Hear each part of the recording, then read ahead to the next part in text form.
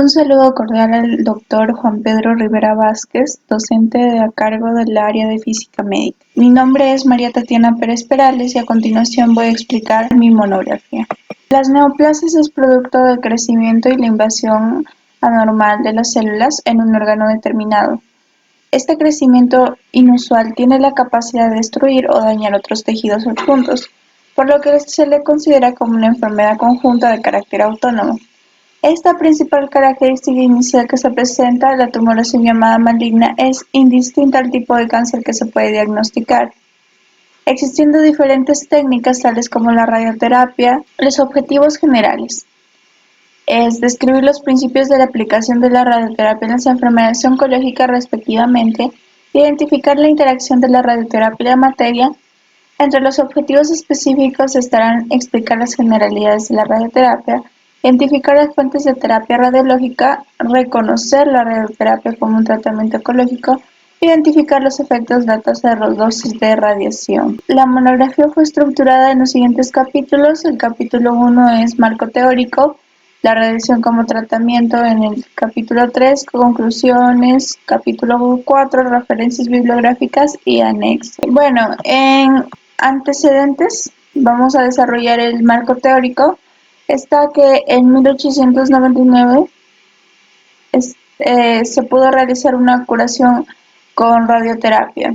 Antes, en 1895, Röntgen descubre los rayos X y para 1898 ocurría el descubre radio.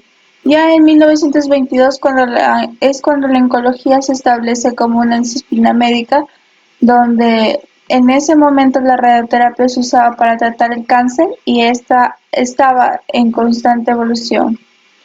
Ya en 1953 aparece el acelerador lineal, el que fue un instrumento que emite radiaciones, y el uso del cobalto.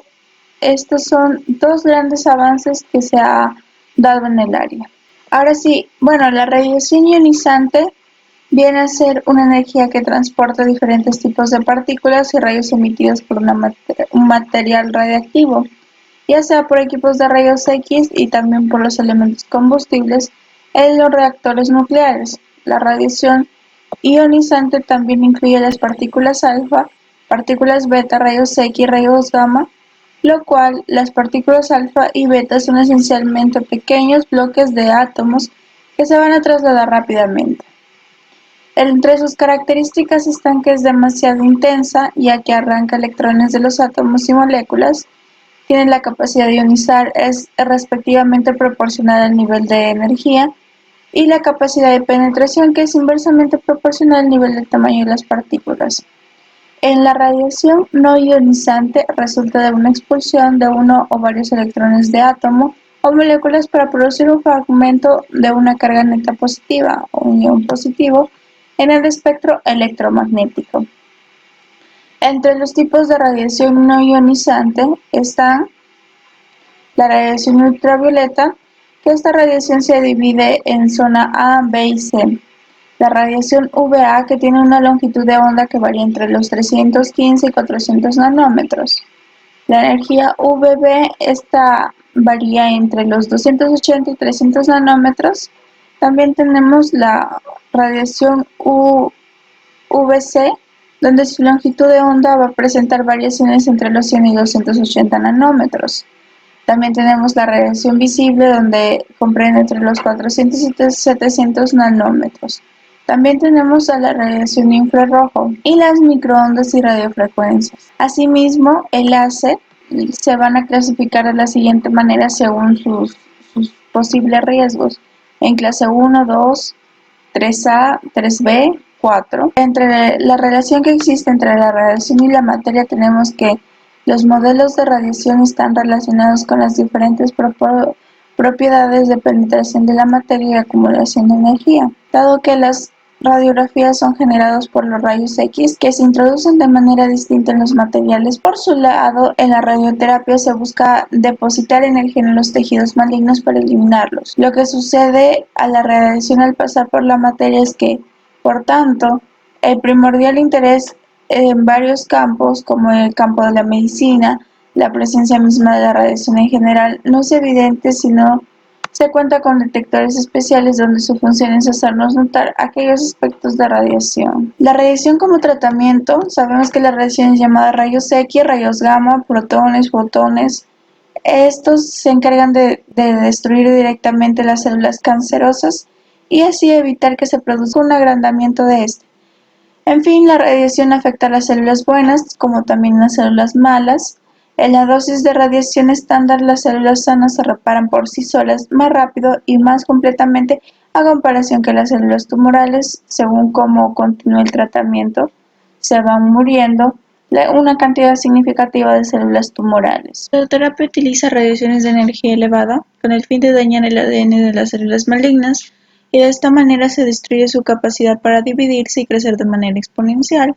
Se puede administrar utilizando máquinas llamadas aceleradores lineales o mediante fuentes radioactivas que se colocan en el interior del paciente en forma temporánea o permanente. También se aplica la radioterapia para curar el cáncer, reduciendo el dolor o calmar otros síntomas producidos por este mismo. La radioterapia se centra en que la dosis de radiación penetre en el cáncer de la forma más precisa posible, como para reducir al máximo los efectos secundarios y evitar el daño de las células buenas.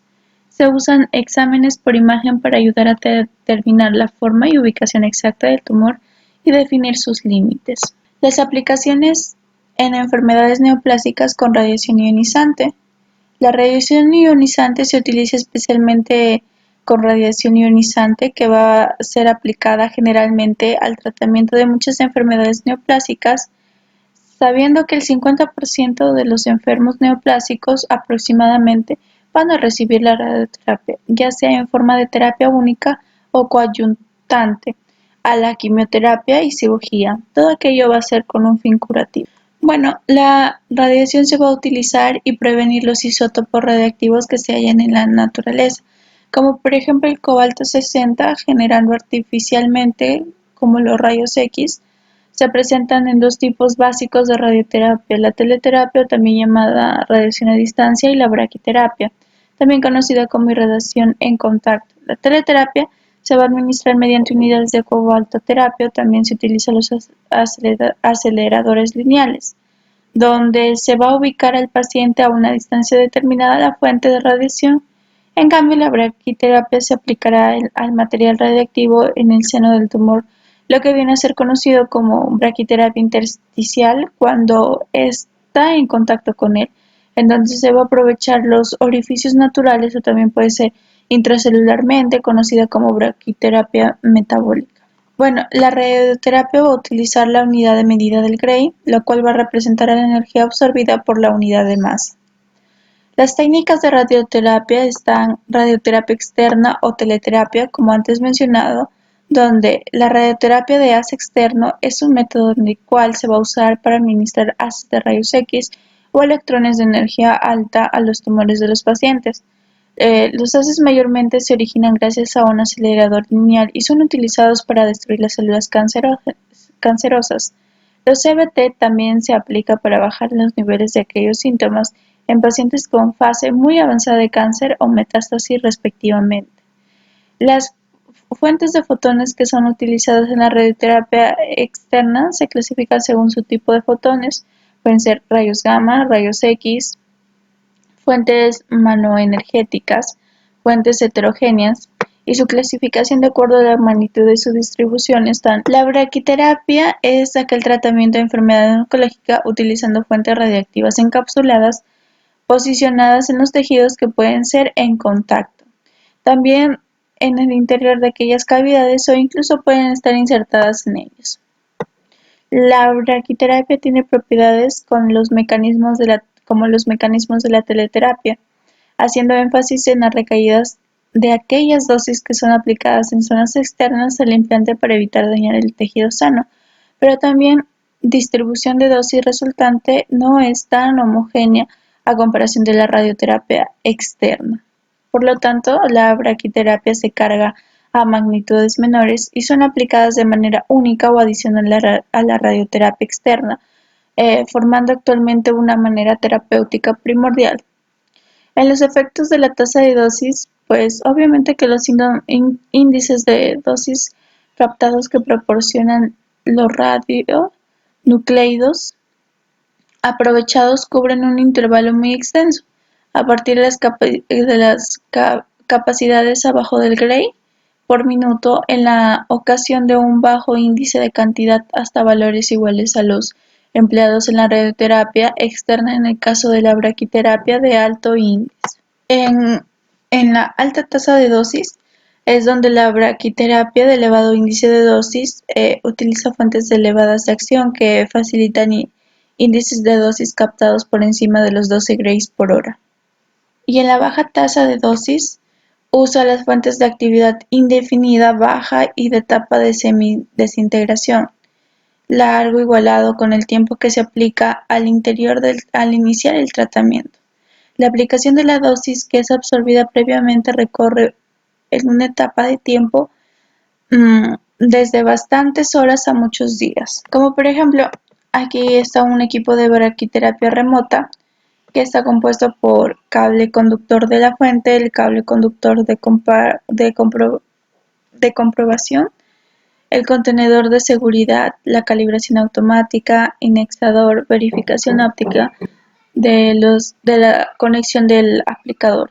Fuentes de teleterapia, tenemos los rayos X de terapia, Röntgenterapia, que los equipos de rayos X usados en radioterapia consisten en el tubo principal de rayos X y los componentes agrupados, el aplicador de diferente longitud y diferente tamaño de campo, el filtro para determinar la cantidad de la radiación y la cámara monitora. Asimismo, los equipos de radioterapia superficial donde son usados para el tratamiento de daños en la piel, los equipos para radioterapia profunda que trabajan a una tensión de más de 250 kilovoltios con una diferencia de espacio foco-piel de aproximadamente de 50 centímetros. En la unidad de cobalto 60, la creación de los reactores nucleares de elevado flujo de neutrones solo fue realidad por la fabricación de fuentes de isótopos artificiosos de elevada eficiencia y dimensión limitada, donde los equipos de teleterapia se utilizan las fuentes encapsuladas de componentes radiactivos que se aplican ininterrumpidamente desde 1959. Los inicios fueron fijos y en un tiempo reducido se indujeron equipos rotatorios. Actualmente es aplicado al tratamiento de cabeza y cuello. Bueno, la utilización primordial de una unidad de cobaltoterapia es dar una dosis previamente establecida de radiación en una magnitud bien definida del cuerpo. Esta finalidad se finaliza cuando el haz se dirige a la zona establecida como blanco y proporciona la dosis ofrecida al direccionamiento y el tamaño del haz, como también al proporcionamiento del tiempo de exhibición de la fuente. Allí tenemos un esquema de la fuente de cobaltoterapia que está compuesto por una soldadura eléctrica, un doble encapsulado en acero inoxidable, ensamble especial para asegurar la densidad uniforme de la fuente, espaciadores de acero inoxidables, pastillas de cobalto 60 de alta actividad específica con baño de níquel y material radioactivo. Asimismo, el esquema de cobaltoterapia, tenemos el acelerador lineal de electrones que usa ondas electromagnéticas de elevada frecuencia para acelerar los electrones mediante un tubo lineal. Un cañón de electrones introduce un pulso de electrones al tubo del acelerador respectivamente. Ese tubo utilizado una guía de ondas que permite que la carga sea transferida a los electrones por campo de radiofrecuencia administrada por una fuente de microondas respectivamente. El esquema de aceleradores lineales de electrones que están compuestos por un sistema de direccionamiento, magneto, aplanador de haz, cámara de ionización, el colimador, interruptor de energía, disparador de electrones, guía de onda, tamaño de área focal, la fuente de potencia de radiofrecuencia. Los principales componentes de un acelerador lineal de electrones, está compuesta por una sección fija y una rotatoria, donde la sección fija o sector estativo constituye el generador de ondas de radiofrecuencia denominada Klystron o magnetron y la unidad de enfriamiento. La sección rotatoria constituye el cañón de electrones, el cable de tratamiento, la estructura aceleradora y otros instrumentos instaurados en el puente del brazo giratorio, tales como lo vemos en la imagen. El blanco para fotones y folios dispersos para electrones, donde los blancos están constituidos de platino para bajar energías y también de cobre para energías muy elevadas a fin de disminuir la productividad de neutrones y ocasionar en su mayoría reacciones fotonucleares para el método donde se usan electrones. El blanco se traslada horizontalmente y los folios dispersos invaden el lugar del blanco, tal y como se indica en la imagen. En el filtro planador son cónicos y están elaborados de plomo para energías bajas y elaborados de tungsteno en las energías altas. Su uso es para mejorar la dispersión de la dosis del paciente, tal como se observa en las imágenes. El sistema conformado de AST está compuesto por colimadores y conos, que consiste en un sistema construido por tungsteno, lo cual ayuda a variar la forma y tamaño del campo de radiación respectivamente. Los principios de protección radiológica, pues la protección radiológica usualmente incluye valoraciones de modelo social y científico, ya que el fin primordial de la protección radiológica es generar un buen nivel de protección a las personas y en general al medio ambiente sin debilitar los beneficios que se generan con la aplicación de la radiación. También las dosis pequeñas de radiación pueden provocar efectos perjudiciales, ya que existen umbrales, es decir, los valores de dosis que están por debajo de los cuales no producen los efectos determinantes. Se pueden evadir los efectos que limitan la dosis aplicada a las personas, pero no se puede evadir completamente los efectos estocásticos ya, ya que no hay evidencias científicas de un umbral, lo que genera limitar la dosis reduciendo aquella probabilidad de aparición respectivamente. Bueno, los principios están por justificación, donde toda práctica que se realice con radiación ionizante debe tener beneficios significativos, es decir, la práctica debe traer beneficios significativos para una sociedad en general. Asimismo, se consideran los efectos perjudiciales. También tiene la optimización, que es básicamente el principio de Lara, que significa tan bajo como sea razonablemente posible, donde las aplicaciones con radiación deben mantenerse a un nivel razonable, pues se toman los indicadores socioeconómicos.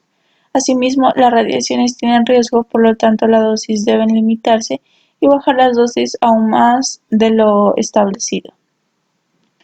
El límite de dosis es donde la dosis de radiaciones aplicada a las personas no superan las cifras establecidas, ya que estos límites no exponen un riesgo significativo en las personas, teniendo las consideraciones económicas. El criterio Lara está legalmente exigido durante la aplicación de la radiación en un paciente a Lara. Es importante para la delimitación de la dosis a valores marcadamente inferiores a los límites establecidos, como por ejemplo una dosis afectiva eh, ocupacionalmente sería de 100 milisilveres en un periodo de 5 años oficialmente. No deben superar los 50 milisilveres en un año. En el público, 1 milisilver al año oficialmente, tal y como se ve en el cuadro. En conclusión, pues se ha logrado describir los principios de la aplicación de la radioterapia en enfermedades oncológicas respectivamente, pues se ha identificado que la radiación no puede destruir las células malignas sin destruir también algunas células normales. Por lo tanto, debe valorarse el riesgo para el tejido normal frente al beneficio potencial de tratar las células cancerosas. El resultado final de una dosis de radiación depende de numerosos factores. Asimismo, se identificó la interacción de radiación y la materia, ya que la radioterapia es el suministro dirigido de energía en el tejido para lograr una lesión biológica controlada. La radiación que se utiliza como tratamiento tiene forma de partículas electromagnéticas. Además, se explica las generalidades de la radioterapia, pues se pudo concluir la importancia de la radioterapia para curar numerosas enfermedades, en partículas los que están localizados o que pueden ser abarcados totalmente en el campo de radiación. Asimismo, se logró identificar las fuentes de terapia radiológica, reconociendo la radioterapia como un tratamiento oncológico. oncológicas y también siendo conscientes de los efectos de la tasa de dosis de radiación en un paciente si los niveles de radiación no son excedidos, que ocasionan gran daño a su salud. También se logró identificar los niveles de radioprotección, siendo de vital importancia en el uso de la radioterapia como técnica terapéutica, pues su buen uso trae buenos resultados en los pacientes que padecen las enfermedades oncológicas. Gracias.